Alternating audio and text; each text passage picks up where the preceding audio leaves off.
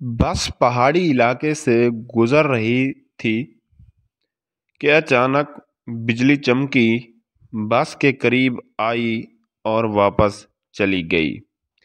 बस आगे बढ़ती रही। आधे घंटे बाद बिजली दोबारा आई।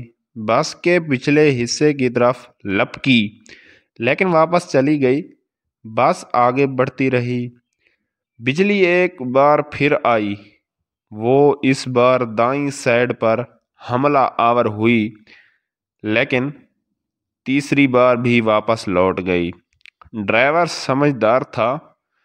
उसने गाड़ी रोकी और ऊंची आवाज में बोला, भाइयों, बस में कोई गुनहगार सवार है। ये बिजली उसे तलाश कर रही है। हमने अगर इसे ना उतारा तो हम सब मारे जाएंगे। बस में सरासमगी फैल गई और तमाम मुसाफिर एक दूसरे को शक की नज़रों से देखने लगे। ड्राइवर ने मशवरा दिया, सामने पहाड़ के नीचे दरख्त है। हम तमाम एक एक करके उतरते हैं और दरख्त के नीचे खड़े हो जाते हैं। हम में से जो गुनाहगार होगा, बिजली उस पर गिर जाएगी और बाकी लोग बच जाएंगे। ये तजवीज़ काबिले अमल थी। तमाम मुसाफिरों ने इत्तफाक किया। ड्राइवर सबसे पहले उतरा और दौड़कर दरख्त के नीचे खड़ा हो गया। बिजली आसमान पर चमकती रही, लेकिन वो ड्राइवर की तरफ नहीं आई। वो बस में वापस चला गया। दूसरा मुसाफिर उतरा और दरख्त के नीचे खड़ा हो गया। बिजली ने इसकी तरफ भी तवज्जो नहीं दी। तीसरा मुसाफिर भी साफ बच गया। यूं मुसाफिर आते रहे, दरख्त के नीचे खड़े होते रहे और वापस जाते रहे, यहाँ तक कि सिर्फ एक मुसाफिर बच गया। ये गंदा मजहूल सा मुसाफिर था। कंडक्टर ने इसे तरस खाकर बस में सवार कर लिया था। मुसाफिरों ने इसे बुरा भला कहना शुरू कर दिया। लोगों का कहना था, हम तुम्हारी वजह से मौत के मुंह पर बैठे हैं। तुम फौरन बस से उतर जाओ और वो इससे इन गुनाहों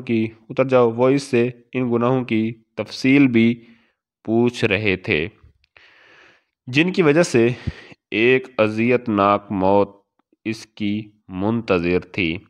मगर वो मुसाफिर उतरने के लिए तैयार नहीं था, लेकिन लोग उसे हर कीमत पर बस से उतारना चाहते थे।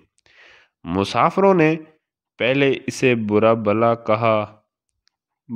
कहकर उतारने का हुक्म दिया, फिर इसे प्यार से समझाया और आखिर में इसे घसीट कर उतारने लगे। वो शख्स कभी किसी सीट की पुश्त पकड़ लेता था, कभी किसी राड के साथ लिपट जाता था और कभी दरवाजे को जप्फा मार लेता था, लेकिन लोग बाज न आए। उन्होंने उसे ज़बरदस्ती घसीट कर उतार दिया।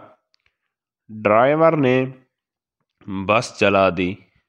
बस यूं ही गुनहगार शख्स से चंद मीटर आगे गई, धाड़ की आवाज़ आई। बिजली बस पर गिरी। तमाम मुसाफिर चंद लम्हों में जलकर भस्म हो गए।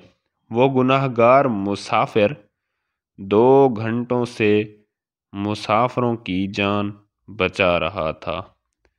इस कहानी से हमें सबक मिलता है कि हमें किसी भी शख्स को गुनहगार नहीं कहना चाहिए। अल्लाह को इल्म।